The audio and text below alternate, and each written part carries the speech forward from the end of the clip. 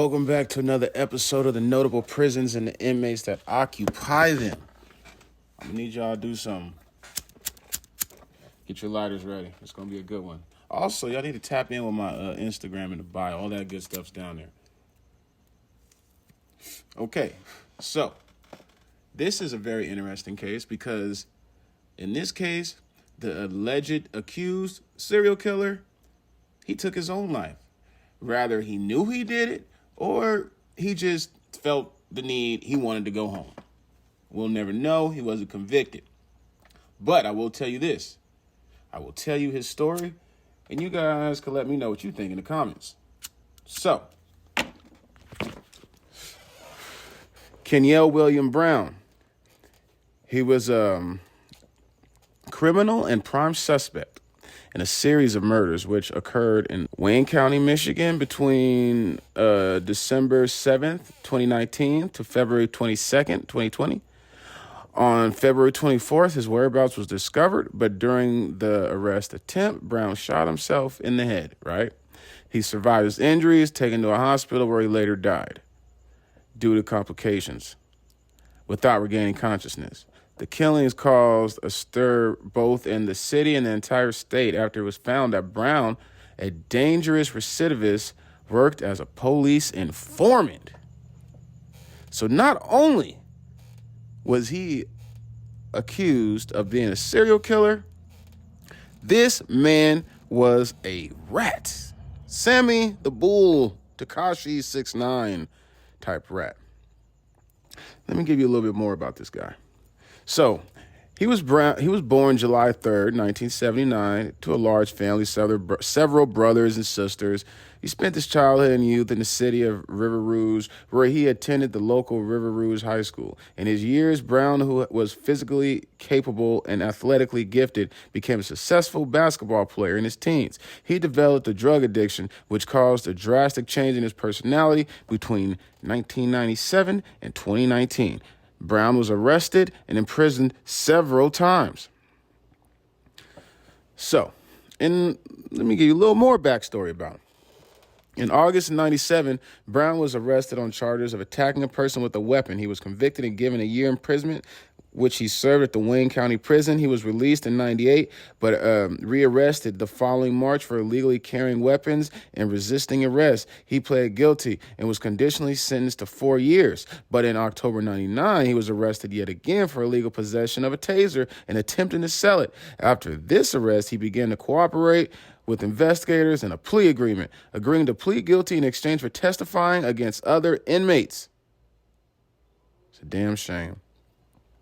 Damn shame. You do all that and you can't man up and take your charges, so you got to bring down people that was friends with you, that opened up to you. Man, oh man. So that charges against him would be dropped and he could be released. But in September 2000, Brown was arrested for drug possession and attempting to sell them, but was released yet again after he provided some information on crimes committed in the county. In February of 2001, Brown became the cause of a accident during which one person died and another was seriously injured. He tried to flee the crime scene, but was arrested soon after and charged with second-degree murder, resisting arrest, and intentionally inflicting moderate injury resulting in death, driving without a license, and illegal weapons possession. He was convicted and received a 10 years imprisonment, but he paroled in 2010.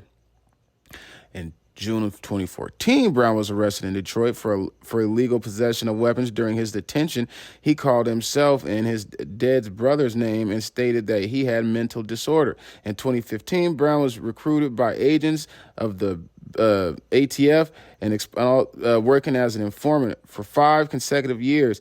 Based on the provisions of the Armed Career Criminal Act, he was sentenced to life in prison. But in June 2015, the Supreme Court recognized some of the law's provisions as unconstitutional, due to which Brown pled guilty and received 21 years imprisonment with a trial period of 2 years. In February 2017, after serving 14 months in prison, he was released, but rearrested for parole violation in May of that year and returned to prison. Thanks to intervention from federal agencies, however, he was released in July.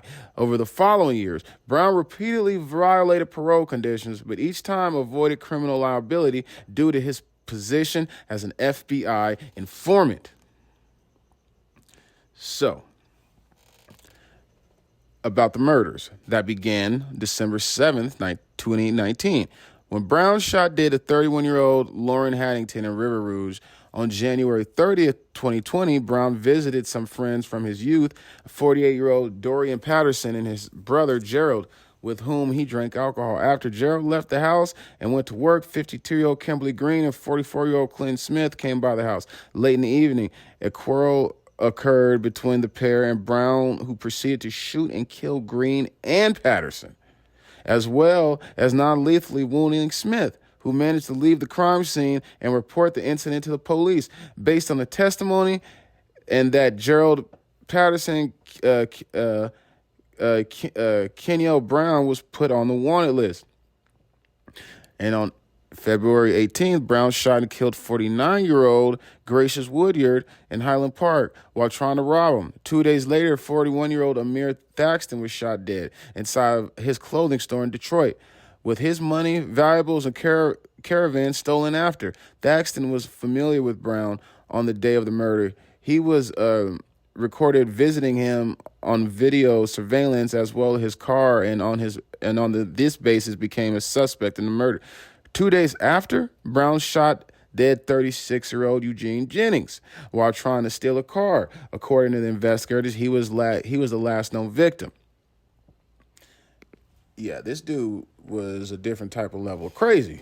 He for sure was batshit crazy. Now, so how his demise happened on February 24th, 2020, Brown was seen visiting an adult bookstore in Oak Park. I guess he was going to try to go piddle paddle or something one last time, or I don't know. He was identified by two employees who called the police. Brown was unable to escape in time. As the police soon cordoned off several blocks and began a search operation, combing through every street, corner, back alley, house that was there to detain him. Brown attempted to sneak away by moving through houses, but was spotted by the tenants. By him telling on other people, it turned back on him because the tenants told on him, after which he was surrounded by law enforcement officers in a backyard. And while they were trying to detain him, Brown attempted suicide by putting the blicky to his house and squeezing one into his head. He remained alive for, not too long, just a few days, nothing crazy. But due to complications of that hot brass in his brain, it finished his ass. Done. No more insane. He died 4 days later, February 28th. And that's the story about the crazy man that's known as Kenyel Brown. And yeah, let me know what you guys think. More episodes coming soon.